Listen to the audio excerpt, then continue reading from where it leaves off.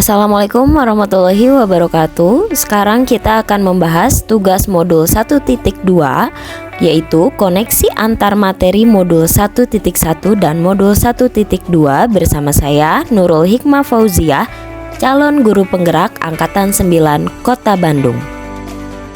Model refleksi menggunakan model 4P. Yang pertama, peristiwa. Yang kedua, perasaan. Yang ketiga, pembelajaran. Dan yang keempat adalah penerapan. Dan yang pertama adalah peristiwa.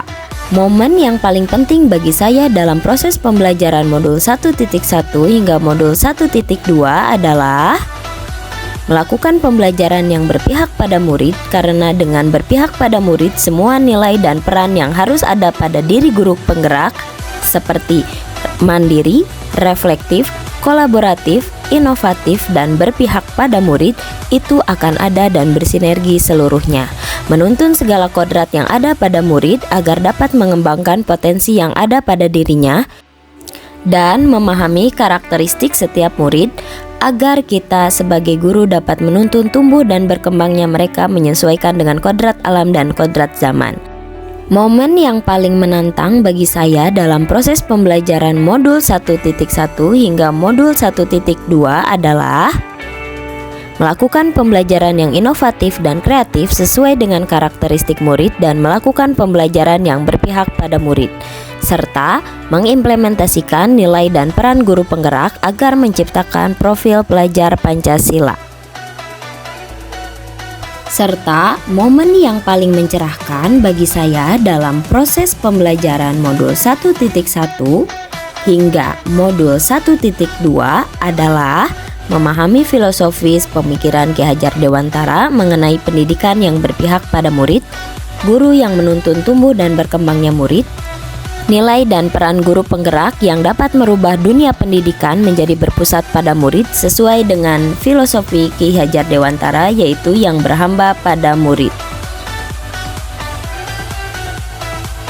Kaitan antara modul 1.1 dan modul 1.2 adalah filosofi Ki Hajar Dewantara menuntun segala kodrat yang ada pada diri murid.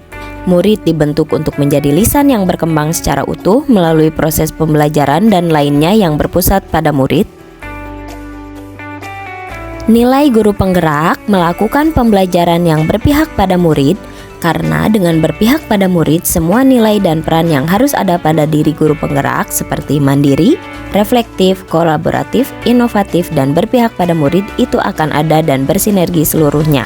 Maka peran guru penggerak menjadi pemimpin pembelajaran, menjadi coach bagi guru lain, mendorong kolaborasi, mewujudkan kepemimpinan murid, dan menggerakkan komunitas praktisi. Lalu yang selanjutnya adalah perasaan. Saat momen itu terjadi, saya merasa bagaikan gelas yang kosong saat saya belajar modul 1.1 dan modul 1.2. Banyak sekali ilmu yang saya dapat. Perasaan saya sangat antusias dalam menerapkan filosofi Ki Hajar Dewantara, serta nilai dan peran sebagai guru penggerak. Banyak bertemu orang-orang hebat dan saya dapat berbagi ilmu-ilmu baik, menjadikan saya terus belajar dan terus belajar. Sebelum momen tersebut terjadi, saya berpikir bahwa teacher center, kegiatan pembelajaran sering lebih dominan ada pada guru. Guru lebih aktif daripada murid. Ketuntasan materi. Ketuntasan dalam penyampaian materi lebih penting daripada memahami karakteristik murid. Juga dalam kurangnya refleksi serta tindak lanjut pembelajaran dan tidak berkolaborasi bersama rekan sejawat untuk melakukan pembelajaran yang berpihak pada murid. Setelah mempelajari modul 1.1 dan modul 1.2, sekarang saya berpikir bahwa melibatkan murid secara aktif dalam kegiatan pembelajaran atau disebut student center,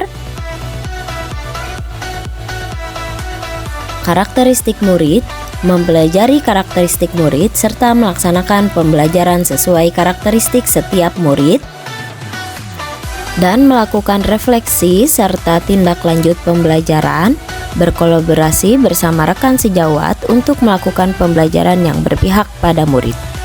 Penerapan ke depan, apa pengembangan diri yang sederhana, konkret, dan rutin yang dapat saya lakukan sendiri dari sekarang untuk membantu menguatkan nilai-nilai dan peran saya sebagai guru penggerak?